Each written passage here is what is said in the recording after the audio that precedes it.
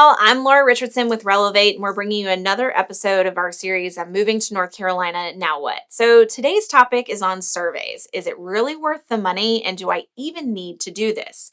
So let's back up for a second and just talk about the purpose of a survey, what is it, and who even does this? So there are three different types of maps that we typically see. One is called a plat map.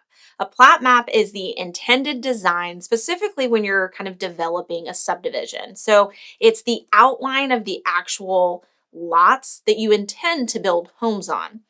Then we move to a plot map. Sounds very similar. Plat, plot. Okay, so there's the order. A comes before O.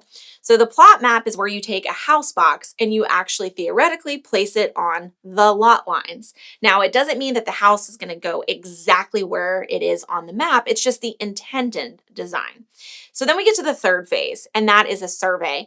A survey is always done in real time. So a survey can actually be done multiple times. It could be done at the end of a new home build, or it can happen anytime a home is bought or sold. Part of the reason that surveys can happen over and over and over again is because of that real-time facet. So if somebody installs a pool, builds a fence, tears down a portion of the house and builds it back up, this is where you're going to have the depiction of where everything currently is. So why is this even important, and why do you need to do this? Well, first of all, you want to make sure that there is nothing that crosses property lines. So, for example, fences are probably one of the most common issues that we typically see during a contract period. This creates something called an encroachment.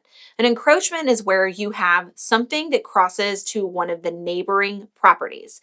Fences are a little bit easier to resolve. If you think about it, you can just pop the pickets out and you can move it over. Doesn't mean that it's not costly, especially it depends on what type of fence. But then we can get into some more complicated things. Like, for example, if somebody installed their pool and then put a paved patio off of that, or for example, somebody builds an entire building and accidentally shifts it over a little bit, all of a sudden you have actual structures that are now on the wrong side of the property line.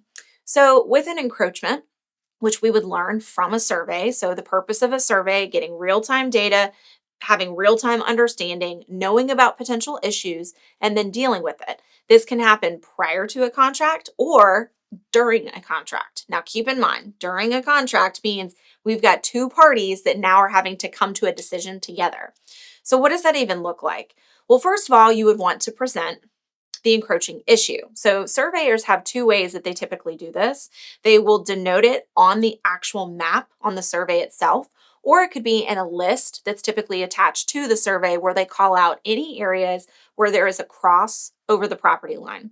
And that can be inches or a part of an inch, or it can be full-blown feet that are now being kind of put to the neighboring property. So you guys can make a decision on how you want to deal with that. Do you want to have the other party remove the encroachment? If that's not possible, then do you want to do what's called an encroachment agreement, which means that both parties are now in alignment, that we're going to leave it as is, but we're not going to give that part of the property in perpetuity to the side that's kind of absorbed it.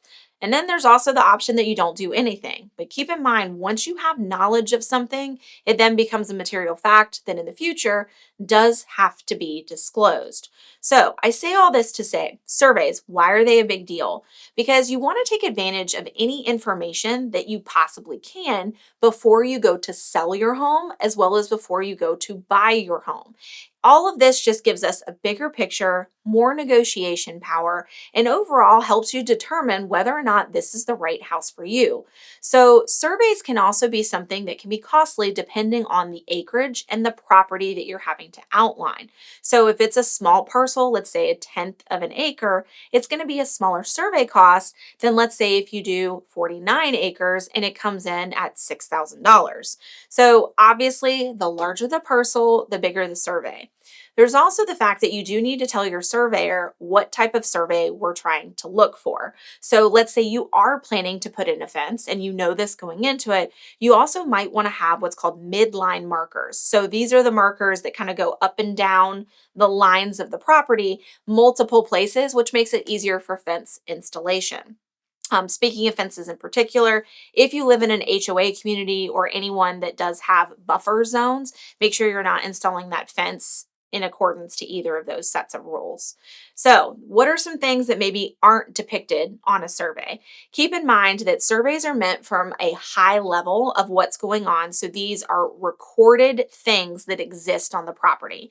If you are buying raw land, you may want the surveyor to depict a few other additional things, like, for example, if there's streams and other water instances or certain markers and monuments on the property, that can also be depicted on the survey. So make sure that you set your expectation of what the surveyor is hoping to accomplish so that also the price point can match and you're making an informed decision.